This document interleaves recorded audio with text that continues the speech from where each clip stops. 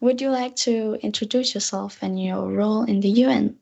So my name is Mette Morsing, and over the past 2.5 years, I've been working for the United Nations, based here in New York, in the United Nations Global Compact Office.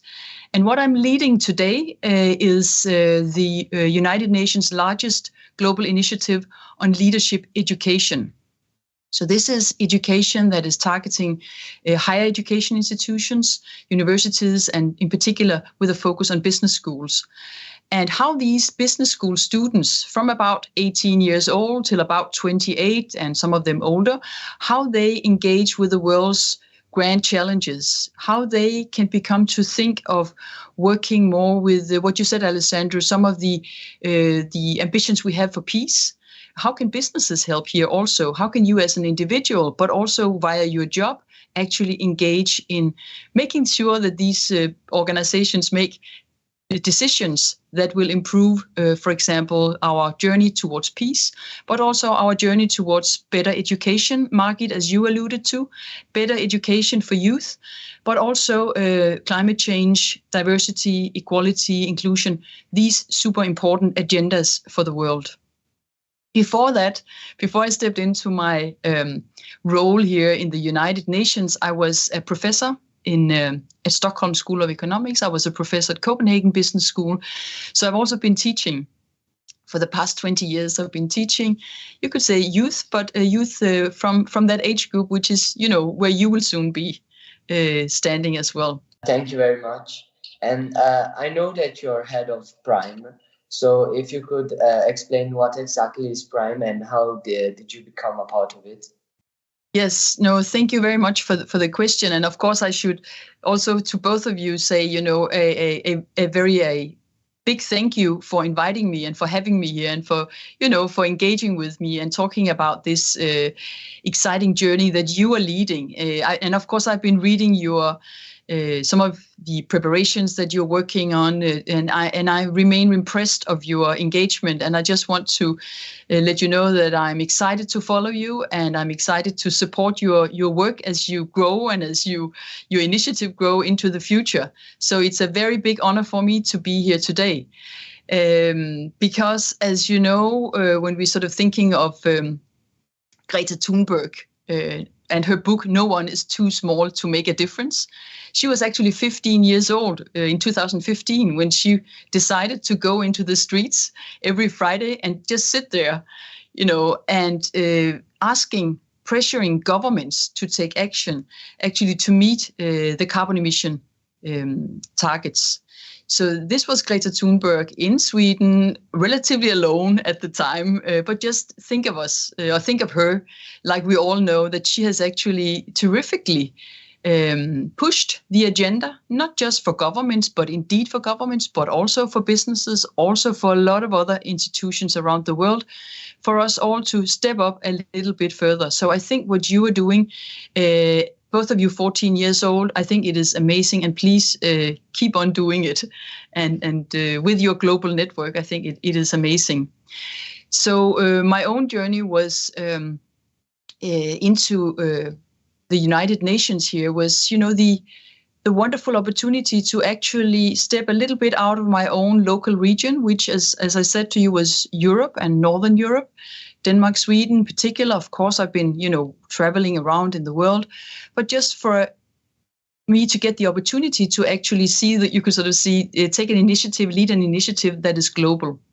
And that's basically what I think you are doing also in your Children's General Assembly and in your participation there. With that desire for me, I think it might be the same desire that you have to participate in something that is beyond your local reach, something that reaches out to actually potentially have a global impact.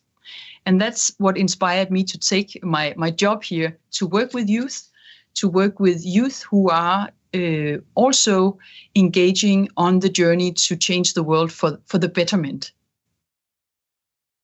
So what I'm leading, Alessandro, back to your question very quickly, is a movement in the United Nations who has little more than 800 business schools and universities around the world, where we work with students from everywhere, from Latin America, Africa, ASEAN countries, Australia, Europe, North America, etc., with actually inspiring them to work with the Sustainable Development Goals. So we're trying to inspire the youth, but we are also trying to inspire those who educate the youth, the professors in the classroom, because they, of course, are the ones who will, on an ever continuous basis, bring new ideas or encourage students to have their ideas brought into the classroom as well. Because I think that is very important. It is not just the professor who is professing, but it is also you, youth, who should be engaged, mobilized, you could say, to actively be curious, to provide input to the discussion in the classroom. And I can tell you, I'm from a generation where we were not trained to do that. We were trained to profess and to tell you, what is up and down. And I think today, it is acknowledged globally that we need to listen much more carefully to youth. We need to listen much more carefully to your concerns, but also to your ideas. And I can just speak for myself and the people I work with. We know that. Now we just need to also know how to bring that into the classroom. As you said, you work a lot with education. Do you believe providing a high-quality education to as many people as possible is the first step towards solving global issues? That's a very good question that you're raising here.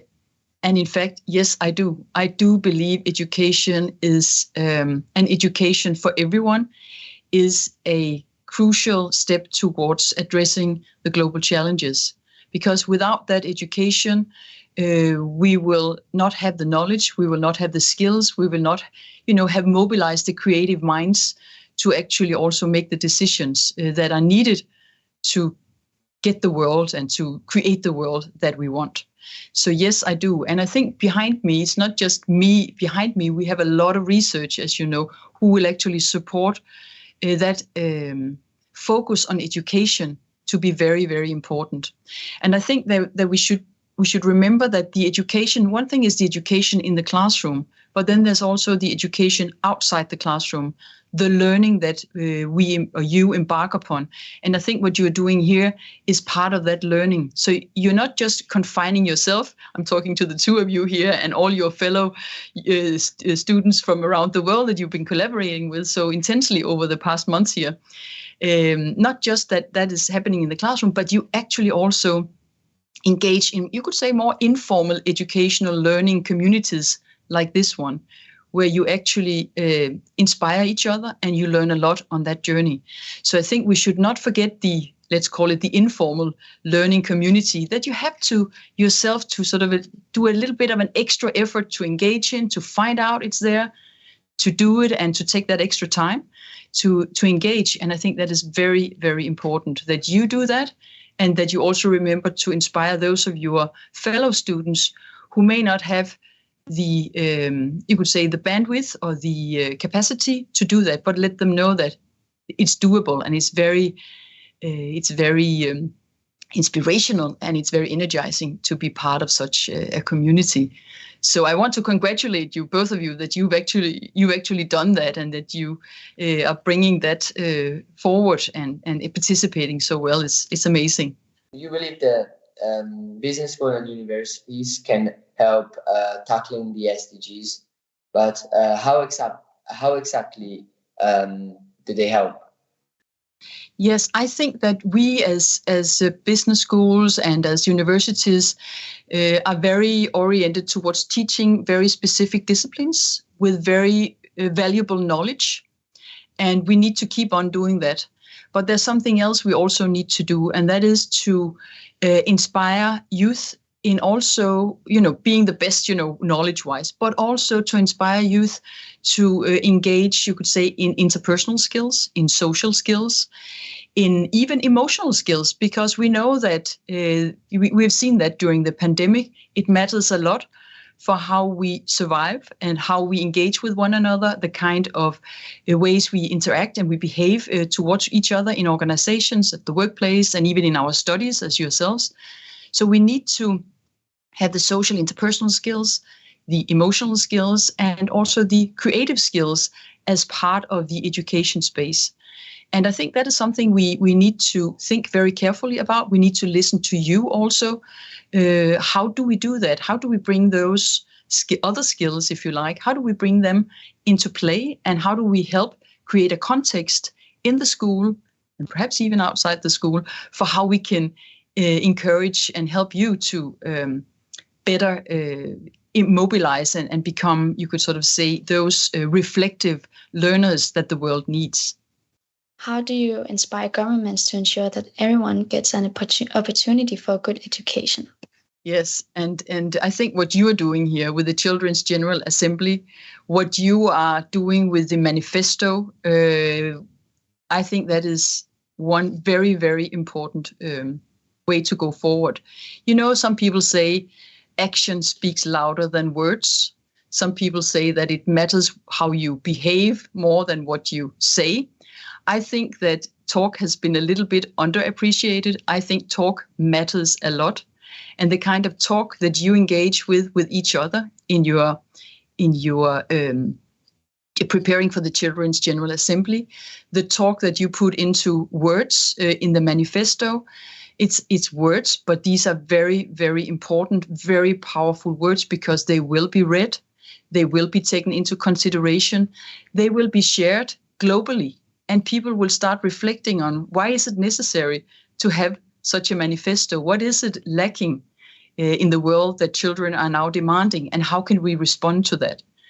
So I think that words matter, and that these words are performative, if you like. They are critical for making that action happen. So I think that what you are doing is a very important way of getting the ears and the eyes and the attention of the leaders of the world, and that you are able to mobilize in a global community, I think is very important. So once you have worked with, the Children's General Assembly for this year, don't leave us, Please keep up the good work and keep the dialogue, keep the talk amongst yourselves going, even though you go 15, 16, 17, and even beyond when you enter the universities and schools that I'm leading right now. Remember that that talk globally and the respect for each other. Very important. How can you ensure that schools in different countries will be better financed in the future? And how can you prioritize that instead of spending money on weapons or military actions? So your question, Alessandro, is how we sort of make sure that we spend more money on education rather than on weapon and military, armed forces, etc. It is, of course, a very, very good question. And right now, I think it's fair to say that with the new war in Europe, in Ukraine, Russia, I think that we have sort of thought for a long period of time that we could, at least if you look upon the European perspective, that we could have those peaceful societies that we have experienced over the past many, many years since you could say since the Second World War, and also after the 90s with world other places in Europe. We have over the past 20 years thought that we were able to keep a peace without investing in arms. Right now, I think that there is a lot of discussion, there's a lot of concern. Also, I assume amongst you about how is the world going to look like in the future. And I just think we need to make sure that we include youth, that we keep the conversation going across countries, that we try to understand each other rather than battle each other, that we have respect for the differences. It may be very difficult sometimes to accept that somebody disagrees with you, you could say politically or with your values, but we need to understand to listen. We need to understand how to try to take the perspective of the others and understand that this is not an evil person. This is a person who was brought up in a different context than I am, and how did he or she arrive there in order to perhaps change that into a better relationship. So here is where education comes in again, which I think is very, very important to keep, you could sort of say back to your question, Alessandro, to keep our investment in education much, much higher than our investment in arms and military. It's not a satisfying answer, of course. And I don't think we can, unfortunately, eradicate arms tomorrow or very, very soon. But it is definitely something we have to be concerned about, as you are, and we need to take that into consideration when we discuss peace on Earth. So I also know that you work a lot with democracy. How can you integrate many different points of view when making decisions? So do you usually take special interests in suggestions made by us children? Yes, so that's a very good question, and I think what is beautiful about taking a lot of considerations, a lot of interests, a lot of different cultures, and a lot of different perspectives into consideration is that you will be inspired. You will see the world from many different approaches as you get into a discussion, no matter what the issue you discuss, whether it's climate change or whether it is diversity, equity, inclusion. We will have different opinions because we come from different cultures. What may surprise many, and I would love to hear your thoughts about that and your experiences, is that it takes a lot of time, because you need to have a little bit of patience when you have to listen to everybody, and you have to try to understand everybody. And it's sometimes very difficult if these people come from a very different tradition than your own. So you have to have patience. You need to have also a process in place, so you make sure that those voices who are not necessarily speaking out very loud, that you also invite them to the table and that you invite to listen to them, because their opinions matter as well, and they may have some very good ideas to the subject matter you discuss. So I think that it takes a lot of Margit, I think it takes a lot of, patience. It takes a process in place, but once you reach some kind of consensus towards the end of a long debate, you can be sure that you've got the buy-in. You can be sure that people have discussed, they've been on different edges, they have disagreed, they've come to a compromise, and then they can take that action that you have agreed upon. And that is the difficulty, but also the beauty of our democracy.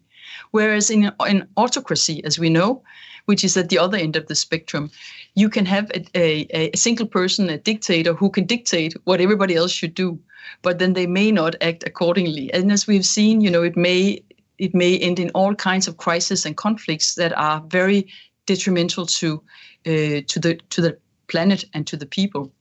So the democracy is perhaps not the easiest way of governing our society, but it's the best we've got. And I think we need to work a lot more with that and appreciate its difficulties and its beauties as well, and not least its necessity.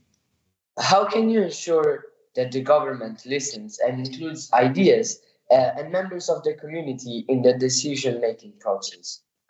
Yes, very, very good question, Alessandro. And this is, of course, something that we need to ask ourselves. How do we make governments listen? And this is, of course, also what you are asking yourself with your Children's General Assembly and your manifesto.